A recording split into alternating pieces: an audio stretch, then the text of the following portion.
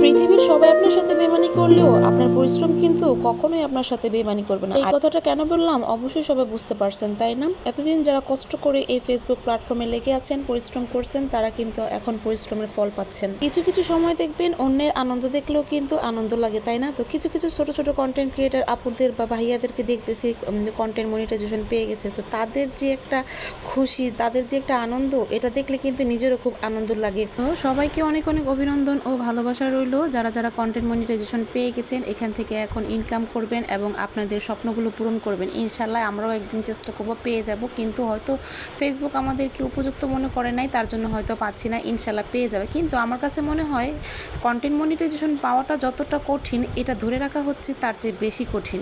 এই রমজান মাসে এরকম গণহারে যে সবাইকে এরকম সেট আপ দিয়ে দেবে ফেসবুক, তা কখনো কল্পনাও করতে পারি নাই। তো অনেককে দেখতেছি 3000 ফলোয়ার নিয়েও সেট আপ পেয়ে গেছে, কিন্তু সেট আপ পেলে কি হবে, তার ভিডিওতে ভিউজ হচ্ছে 20 থেকে 30টা। তো অবশ্যই এখান থেকে ইনকামই হচ্ছে ভিউজ থেকে। তাহলে এই সেট আপ পেয়ে কি লাভ যদি আমার ইনকামই না হয়? তো যাই হোক, ইনশাল্লাহ আশা করি ধৈর্য সহকারে যারা লেগে থাকতেছেন বা আছেন সবাই সেট আপ পেয়ে যাবেন, শুধুমাত্র সময়ের অপেক্ষা। অনেক বড় বড় আপুরাই দেখতেছি তাদের কন্টেন্ট মনিটাইজেশন পায় না, কিন্তু অনেক ছোট ছোট ইউজাররা সেট আপ পেয়ে গেছে। এটা একটু আশ্চর্যের বিষয়, তাই না? তো যাই হোক, আপনার অ্যাক্টিভিটির উপর কিন্তু ডিপেন্ড করে আপনার সেট আপ পাওয়াটা। তো যারা যারা খুব অ্যাক্টিভ ছিল, রেগুলার কাজ করে গেছে, ধৈর্য সহকারে এই প্ল্যাটফর্মে লেগেছিল, আর তারাই কিন্তু এই সেট আপটা পেয়ে গেছে। প্রায় 6-7 মাস ধরেই কিন্তু ফেসবুক আপডেট হচ্ছিল, আর আপডেট কারণে কিন্তু এতদিন সবাই সেট আপ পাওয়া বন্ধ ছিল। আর এই মাত্র রমজান মাস থেকেই সবাইকে সুখবর দেওয়া শুরু করে দিছে, সবাই সেট আপ পেয়ে গেছে। আমার কাছে মনে হয় পরবর্তীতে দেখা যাবে যারাই একটা ফেসবুক অ্যাকাউন্ট খুলবে, সবাই মনে হয় এরকম ফেসবুক থেকে ইনকাম করতে পারবে বা সেট আপ পেয়ে যাবে। তো অবশ্যই আমাদেরকে লেগে থাকতে হবে এই প্ল্যাটফর্মে, তাহলে এখান থেকে কিছু ভালো কিছু করতে পারবে। আর আগে তো রিলসে অনেক ইনকাম ছিল, আর এখন সেটা উল্টা হয়ে গেছে। আর কিছু কিছু আপুরা আছে কন্টেন্ট মনিটাইজেশন বা কিছু কিছু রিলস সেট আপ পাইয়ে তারা এখন টিচার হয়ে গেছে, তারা শিখাচ্ছে, তারা ক্লাস করতেছে।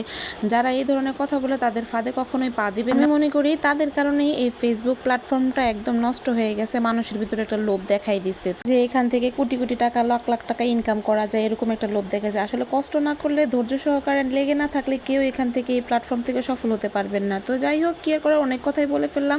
আজকে সাহারির জন্য রান্না বান্না করতেছি। অনেকগুলো টমেটো আনছিল একদম গ্রাম থেকে, আর টমেটোগুলো নষ্ট হয়ে যাচ্ছিল, রমজানের কারণে খাওয়া হচ্ছে না। তো এগুলো চাশনি করে এখন ডিপ ফ্রিজে রেখে দেবো। আর আজকে পাবদা মাছ দিয়ে, আলু দিয়ে, টমেটো দিয়ে একটা ঝোল রান্না করব। তো এই তরকারিটা সাহারির জন্য রান্না করতেছি। আর রাত্র হয়ে গেছে, বাইরে অনেকটা ঘুটঘুটে অন্ধকারও হচ্ছে, আর এখন বাজে প্রায় 12টার উপর হয়ে গেছে। এখন রান্না করে তারপরে আমি শুয়ে পড়বো। ঘরের সবাই অলরেডি ঘুমিয়ে গেছে, তো একটু জিরা ফাঁকি দিয়ে জাস্ট এটা আমি একটু ঝোলটা শুকিয়ে আসলে নামিয়ে ফেলবো। আর আলু তরকারি, যেহেতু আলু তরকারিতে একটু ঝোল ঝোল লাগবো, ঝোলটা কিন্তু শুষে নেয়। আর আমার এইখান দিয়ে কিন্তু চাটনিটা অলরেডি হয়ে গেছে, এটা কালকে আরও জাল দেওয়া হবে। আর দেখতেই পাচ্ছেন বাইরে দেখেন এখনও কি পরিমাণ অন্ধকার, সবাই কিন্তু ঘুমিয়ে গেছে। তো আজকে এই পর্যন্ত, সবাই ভালো থাকবেন। পরবর্তী কোনো এক ভিডিওতে দেখা হবে। আল্লাহ হাফেজ।